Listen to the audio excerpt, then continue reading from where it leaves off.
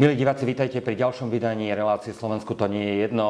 Tentokrát na tému stretnutia Trump-Zelenský, ale zároveň aj Trump a európski lídri. Dovolte mi, aby som privítal nášho hostia, pána Jana Kubiša. Takže pán Kubiš, začnime asi tým prvým stretnutím, to znamená dlho očakávaným stretnutím prezidenta Trumpa a prezidenta Zelenského. Ako to hodnotíte vy z vášho pohľadu, respektíve v súvislosti aj s tými očakávaniami, že čakalo sa, že bude Trump tlačiť Zelenského do nejakého rýchleho ukončenia celého tohto konfliktu?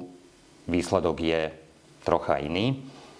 No, v prvom rade ďakujem za pozvanie a ja by som neoddeľoval stretnutie prezident Trump, prezident Zelenský od stretnutia prezidenta Trumpa s európskymi lídrami, ktorí sú v koalícii ochotných a s predstaviteľmi inštitúcií, ako je Európska komisia a NATO. Pretože všetko toto nám dáva taký komplexnejší a správny obrázok o tom, čo môžeme očakávať ďalej. Očakávania. No, očakávania boli také rozporuplné pocity, pretože mnohí, najmä analytici, ale aj niektorí politici, sa dosť kriticky vyjadrovali k tomu stretnutiu prezident Trump a prezident Putin, ktoré prebiehalo veľmi srdečne, ako sme videli, kde naozaj lídri týchto veľmocí našli určité porozumenie a chcú na tomto porozumení stavať aj svoje ďalšie vzťahy, ale využiť ho aj na riešenie konfliktu na Ukrajine. A tu to bolo jedno z tých hlavných posolstiev týchto stretnutí vo Washingtone, že vlastne aj prezident Zelenský, aj lídri koalície ochotných veľmi jasne ocenili to, že pán prezident Trump vlastne otvoril dvere k hľadaniu politického, diplomatického riešenia vojny na Ukrajine. Čo samozrejme, ako vravím, analytici do tej doby tak nejako zhadzovali, vraveli, že to nie je úplne jasné. Pýtali ste sa na stretnutie prezident Trump, prezident Zelenský. Pamätáme si všetci to ich predchádzajúce stretnutie vo oválnej pracovni, ktoré dopadlo katastrofálne z môjho pohľadu.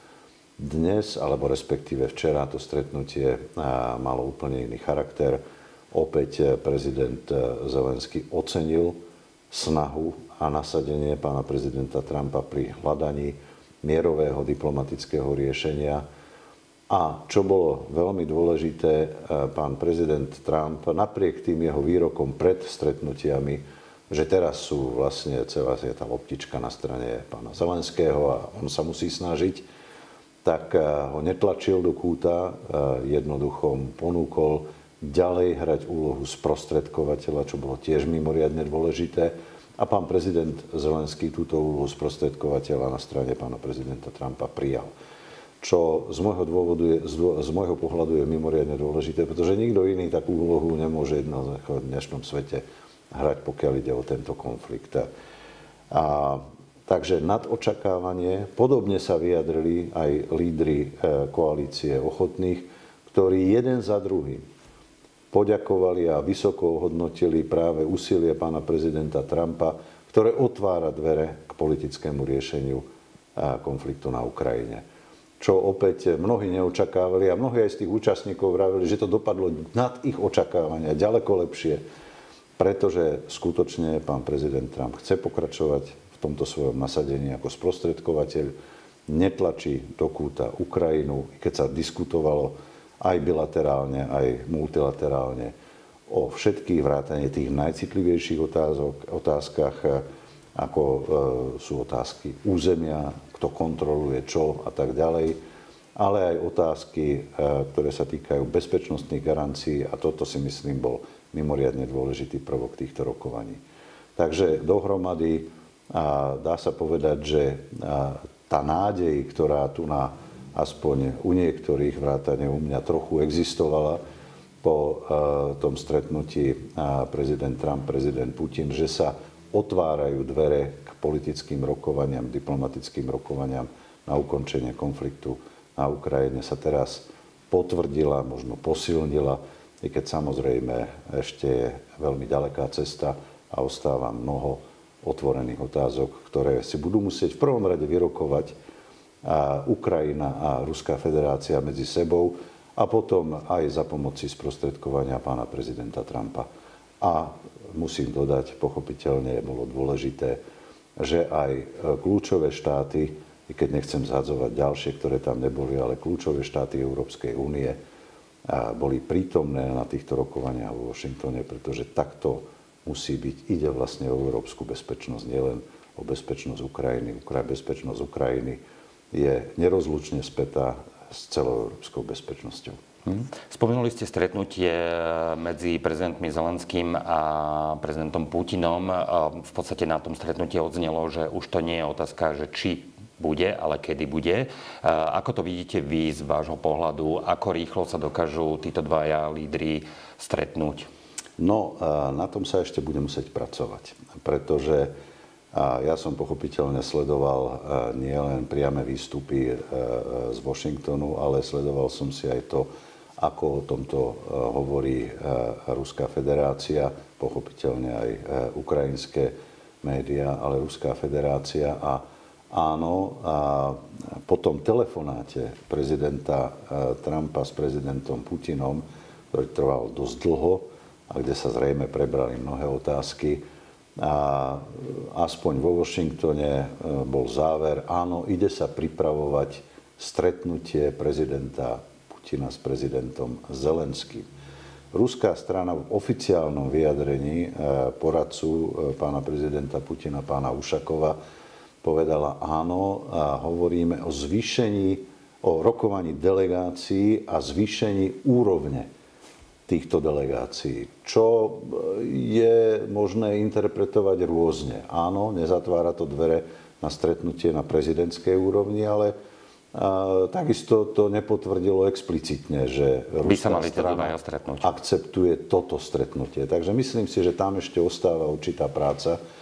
Ja chcem dúfať, že Ruská federácia pôjde na toto stretnutie, pretože všetky tieto kroky, rokovania vo Washingtone, rokovania na Aliaške a napokon aj to, čo sa deje priamo na Ukrajine, hovoria o tom, že je nutné rokovať a že dnes zrejme dozrel čas aj na takéto stretnutie a potom na prípadné trojstranné stretnutia a dokonca až štvorstranné stretnutia, o ktorých sa tiež hovorilo vo Washingtone. Ja sa ešte vrátim k tomu telefonátu, ktorý ste spomínali. Ako vnímate vy z pohľadu diplomáta, aby prezident Trump avizoval, že po skončení rokovaní sa spojí s prezidentom Putinom. Urobil to počas toho rokovania. Je to podľa vás bežná záležitosť, alebo vidíte v tom niečo viac? Úplne bežné to nie je, ale pán prezident Trump nie je tiež bežný diplomat alebo aj bežný štátnik, aby som to povedal. Je to evidentne veľmi pragmatický človek, ktorý je nacielený na hľadanie riešení. A keď prišiel k záveru, že potrebuje ešte predtým, než sa rozíde s európskymi lídrami a s pánom prezidentom Zelenským, že potrebuje overiť aspoň niektoré veci priamo s ruskou stranou, tak sa rozhodol, že zavolá.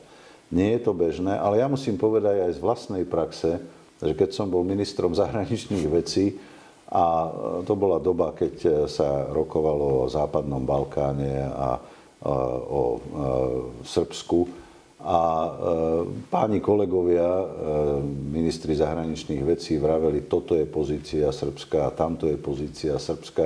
A mne sa to nezdalo, pretože ja som s nimi komunikoval, tak priamo z toho rokovania ministrov, pretože som mal na telefóne vtedajšieho ministra zahraničných vecí Srbska, tak som mu zavolal. A teraz nechcem klamať, nemyslím si, že som ho dal nahlas, ale vypočul som si, dal som mu otázku, aký je postoj k tejto veci. On mi povedal postoj, ja som ho tlmočil, takže sme to mali všetci z prvej ruky od ministra zahraničia, ale nie je to bežné. Čiže musím oceniť opäť ten pragmatizmus a nacielenosť pána prezidenta Trumpa na všetko, čo pomôže pri dosiahnutí výsledkov, na ktoré je orientovaný, aj tým, že prerušil rokovanie, hovorí sa o 40 minútach, že volal s pánom prezidentom Putinom.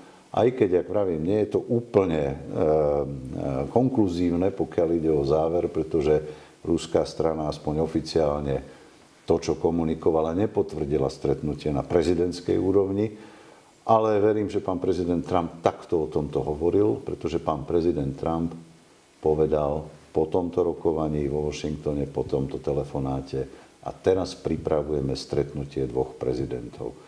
Ja si neviem predstaviť, že by aj ruská strana chcela takú dôveru, ktorá evidentne teraz sa ustanovuje medzi prezidentom Trumpom a prezidentom Putinom, pri hľadaní riešení, pokiaľ ide o Ukrajinu, že by to chcela narušiť, pokiaľ dala signál pánu prezidentovi Trumpovi, že áno, je možné aj stretnutie na najvyššej úrovni, že by teraz od neho chcela jednoducho odstúpiť. Takže chcem veriť a chcem dúfať, že dôjde k tomuto dvojstrannému stretnutiu na úrovni dvoch prezidentov Ukrajiny a Ruska. Pretože len tam sa budú riešiť tie najcitlivejšie otázky, ktoré si môžu vyriešiť iba tieto dve strany. Áno, pri pomoci možno iných, v prvom rade Spojených štátov, ale je to záležitosťou týchto dvoch štátnikov.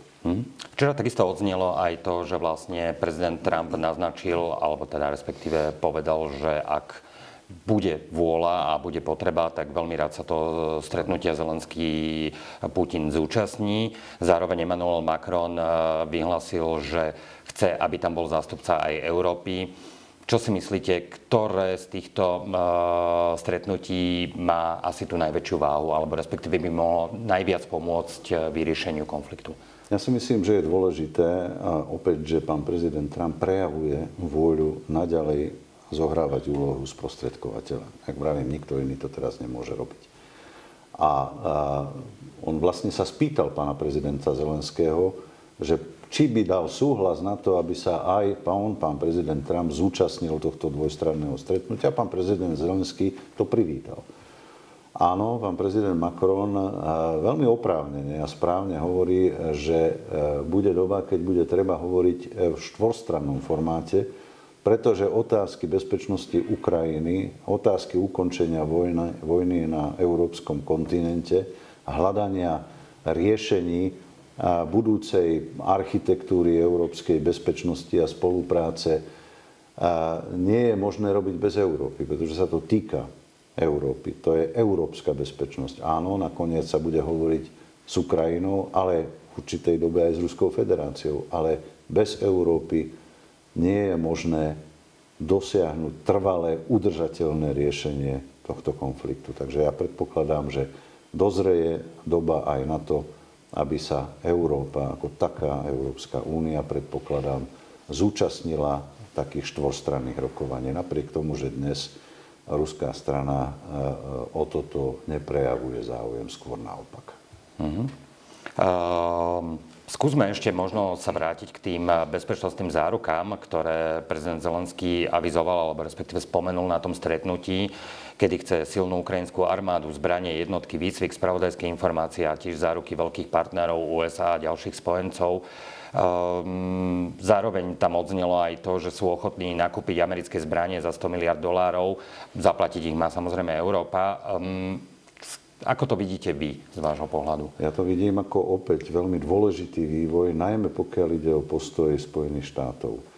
Pretože na tomto záleží nakoniec aj Európe a nielen koalícii ochotných, ale na tom musí záležať všetkým európskym krajinám, aby Spojené štáty boli súčasťou, nielen konzultovali, ale boli súčasťou budúcich bezpečnostných garancií, aby aj oni garantovali, že z akejkoľvek strany nedôjde k porušeniu tých dohôd a že jednoducho oni svojou váhou, svojou silou, a to nie len vojenskou, ale aj ekonomickou, jednoducho budú pracovať proti tomu, aby niekto sa zbláznil a pokúsil sa narušiť nejaké tie dohody.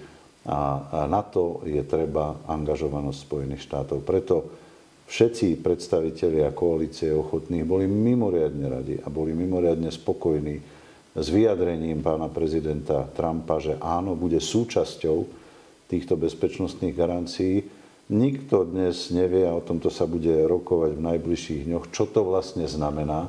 Ale pravda, uviedli ste predstavy pána prezidenta Zelenského, ktorý načrtol celý balík opatrení, ktorý zo strany Ukrajiny je potrebný. A v tomto ho podporilo aj niekoľko európskych krajín, ktoré tam boli zúčastnené, pretože aj oni potvrdili, že kľúčom týchto garancií je silná Ukrajina a silné ozbrojené sily Ukrajiny, na čo potrebujú pochopiteľne finančnú podporu, spravodajskú podporu do budúcnosti, aby boli dobre natrénované, ale aj dobre vyzbrojené. Preto ten balík a áno, už predtým pán prezident Trump vlastne dosiahol ten výsledok, o ktorom sa hovorí, že áno, Spojené štáty sú pripravené dodať zbrane európskym spojencom NATO, ktoré to zaplatia a potom to odovzdajú Ukrajine. Tento model už bol potvrdený.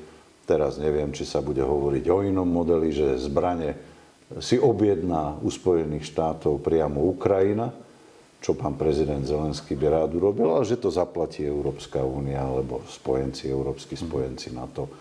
Toto nie je až natoľko nové a bude to súčasťou ďalších rokovaní, ale myslím si, že toto je cesta, ktorú očakáva aj pán prezident Trump. On je veľmi pragmatický v prospech Spojených štátov, takže on bol veľmi potešený. Toto očakáva pán prezident Zelenský.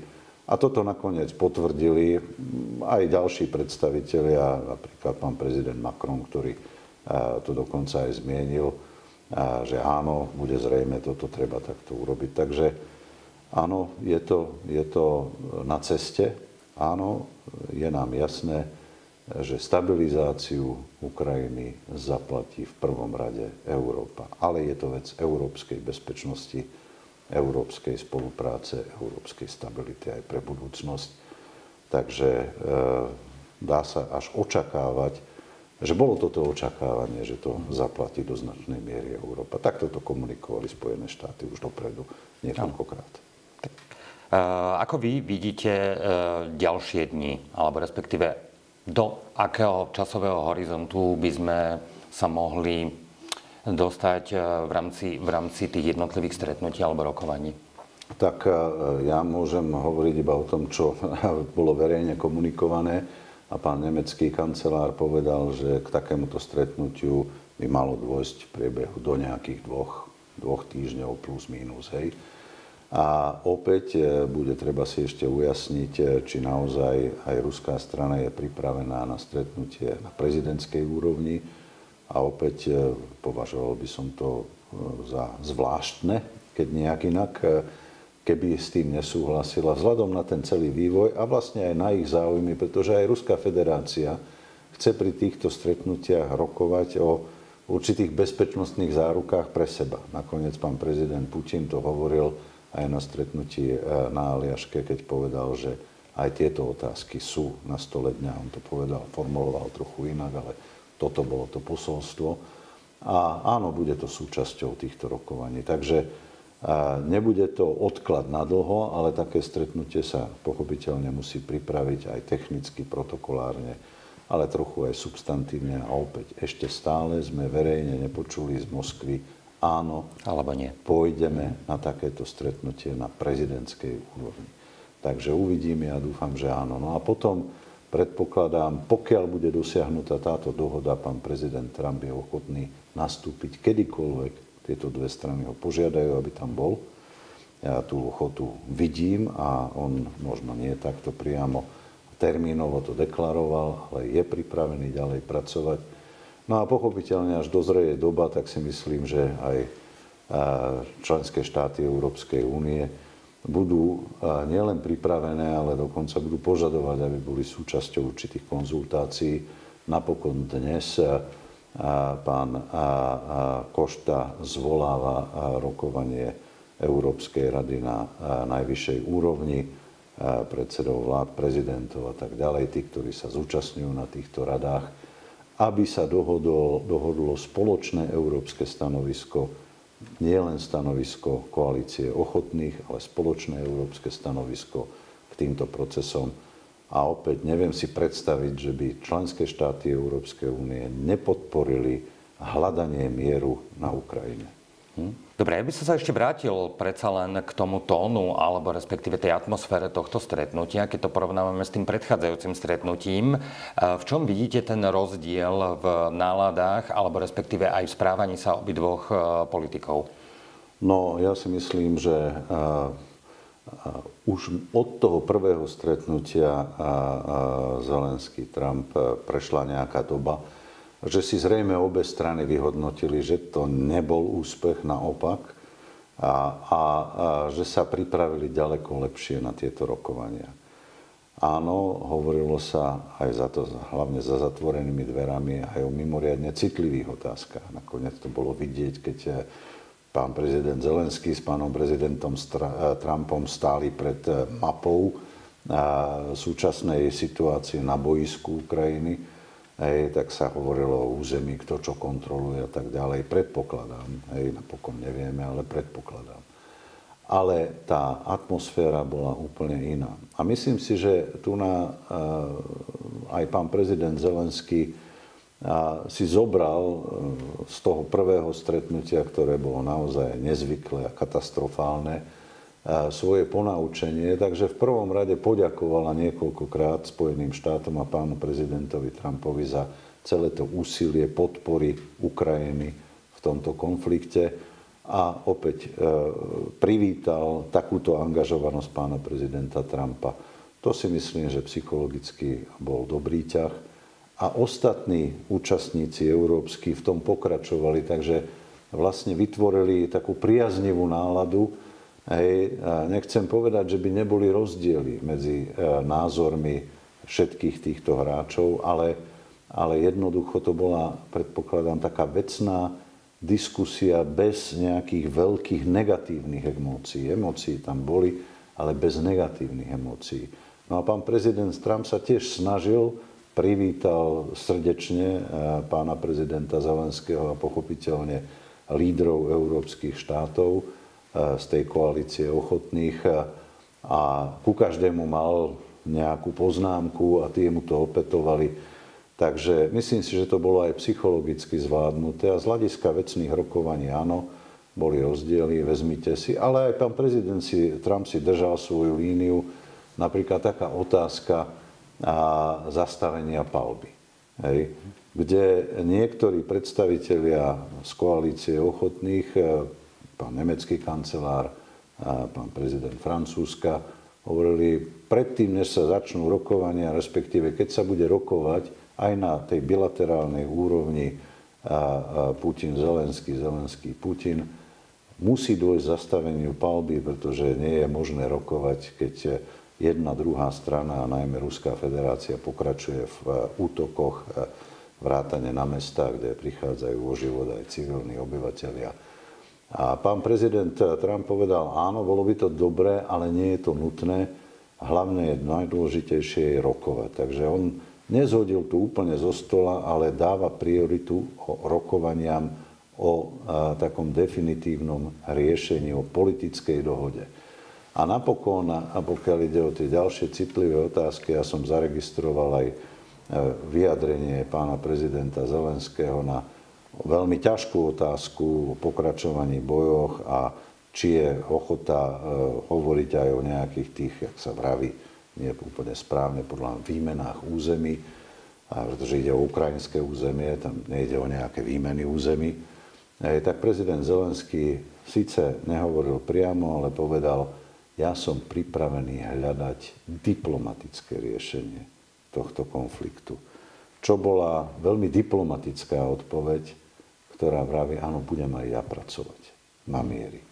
I keď nemohol potvrdiť, ani ústavne to nemá v právomoci, že bude hovoriť o suverénnom území suverénneho štátu.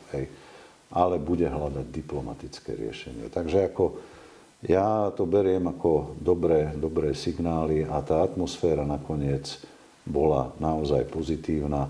Napriek týmto niektorým rozdielom alebo otvoreným otázkam, čo to znamená bezpečnostné garancie, či to znamená nasadenie vojakov do akých misií, pretože z Moskvy hneď zaznelo, vážení, my absolútne odmietame nasadenie akýchkoľvek vojakov alebo príslušníkov ozbrojených síl akéhokoľvek štátu NATO, vrátane európskych štátov NATO na území Ukrajiny. A ako aj predtým padlo, a možno by tu nám mohla nejakú úlohu zohrať Čína, či už v garanciách, teda nechcem povedať v nasadení vojakov. Hej. Ale dokonca, keď to je už moja interpretácia, ani pán prezident Trump kategoricky neodmietol nielen konzultovať o garanciách, ale hľadať nejaké formy garancií nielen dodávkami zbraní. Kto hovoril veľmi jasne, že bude treba pripravený nasadiť svoje jednotky do takýchto síl, ako ich nazveme mierových a tak ďalej, garančných a podobne a podobne. A to boli predstavitelia Veľkej Británie a Francúzska, ktorí už dlhodobo na tomto pracujú a vlastne vedú tú koalíciu ochotných s týmto smerom. Dobre, a na záver ešte možno, ak by ste mohli z diplomatického hľadiska porovnať stretnutia na Aliaške a stretnutie vo Washingtone. To znamená stretnutie Trump-Putin a Trump-Zelenský. Čo sa týka atmosféry toho stretnutia. Obidve sa niesli v vysoko priateľských rovinách, ale zároveň teda aj profesionálne diplomatických. Ale váš pohľad na to, že ku ktorému z týchto dvoch lídrov má z vášho pohľadu prezident Trump bližšie? No, pán prezident Trump sa snažil aj v jednom, aj v druhom prípade, aby sa vytvorila atmosféra, ktorá bude napomáhať pri ďalších krokoch pri hľadaní diplomatického riešenia konfliktu na Ukrajine. S Ruskou federáciou ale majú aj mnoho ďalších tém, geopolitických tém, kríz vo svete, z ktorú chcú rokovať. Áno, a pravda, že tu to privítanie na Aliaške to bolo mimoriadne srdečné, mimoriadne ústretové a takto to vyhodnotili, že to možno bolo až nad rámec toho, čo by sa malo robiť, aj tie prvé komentáre analytikov aj lídrov. Ale ako vravím, napokon napriek tomu, že tam to až bylo do očí, hej, lídri aj tejto koalície, aj pán prezident Zelenský nakoniec ocenili nepriamo, že aj týmto krokom pán prezident Trump otvára dvere k politickému riešeniu vojny na Ukrajine. Takže svojím spôsobom mu povedali, možno, že pretože ho nepochválili za to, že ako prijal pána prezidenta Putina, a to by asi bolo veľa, ale dali mu signál, áno, oceňujeme, že tento krok bol zrejme nutný a už ako to urobil, to je už suverénna záležitosť pána prezidenta Trumpa. To znamená, že môžeme predpokladať, alebo respektíve, že to stretnutie na Aliaške malo dostatočne pozitívny význam na naštartovanie ďalších vzťahov, aj vzhľadom na ten 40-minútový telefonát uprostred rokovania s európskymi lídrami? Určite. Ako toto stretnutie bolo naozaj kľúčové, ktoré otvorilo dvere k týmto rokovaniam aj v takomto pozitívnom duchu a duchu, ktorý dáva nádej do budúcnosti, aj pri stretnutí prezident Trump, prezident Zelenský a potom s lídrami koalície ochotných. Takže áno, je tu nádej a ja som veľmi rád, že táto nádej, to mohlo dopadnúť naozaj tie stretnutia vo Washingtone všelijako. Mnohí mali obavy, že naozaj pán prezident Trump bude tlačiť na pána prezidenta Zelenského, že teraz to musíte vydať, hej, a vy musíte súhlasiť. K tomuto nedošlo.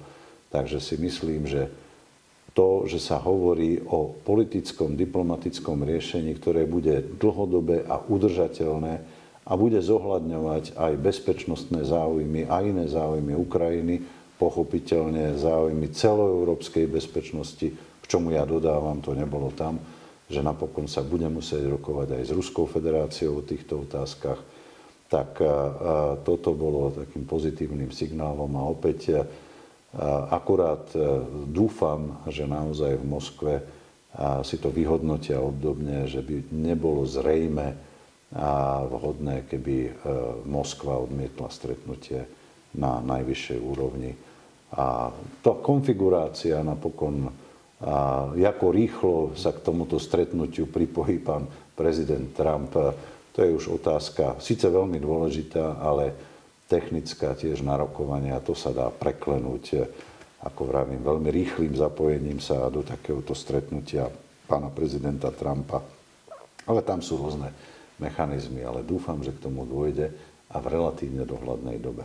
Pretože my to potrebujeme aj pre Slovenskú republiku, ktorá susedí s týmto vojnovým konfliktom. Je to mimoriadne dôležité. A ja nielen dúfam, ale predpokladám, že predstaviteľ Slovenskej republiky, predpokladám pán premiér Fico, na dnešných rokovaniach a videokonferencií s lídrami, ostatnými lídrami únie podporí tieto kroky pána prezidenta Trumpa a podporí hľadanie politického riešenia na Ukrajine. Na základe tých princípov, ktoré pre nás musia byť ako hlavným orientačným bodom pri hľadaní riešenia, už ako to bude, ako to dopadne, plný rešpekt územnej celistvosti, suverenite a nezávislosti Ukrajiny. Dobre, možno ešte otázočka, kým pred stretnutím Trump-Zelenský všetci rozprávali o tom, že teraz vlastne loptička je na strane Zelenského, alebo teda respektíve vyplynulo to zo stretnutia Trump-Putin. Kto ju má teraz? Vlastne títo dvaja lídri a naozaj očakávame, že Moskva dá pozitívny signál, pokiaľ ide o stretnutie na najvyššej úrovni. Ja očakávam, dúfam. Takže áno, ďalší krok je teraz potvrdenie zo strany Moskvy, ale tá zodpovednosť, to priznávajú a uznávajú všetci, je na tom, aby títo dvaja lídri sa pokúsili aj pri sprostredkovaní USA nájsť nejaké východisko z tejto krízy. Zastaviť zabíjanie, zastaviť vojnu, nedovoliť, aby táto šanca proste bola premárnená, pretože to by znamenalo na dlhšiu dobu pokračovanie vo vojne. Ďakujem veľmi pekne Jánovi Kubišovi za zhodnotenie stretnutí vo Washingtone a vidíme sa pri ďalšom pokračovaní relácie Slovensku to nie je jedno. Ďakujem.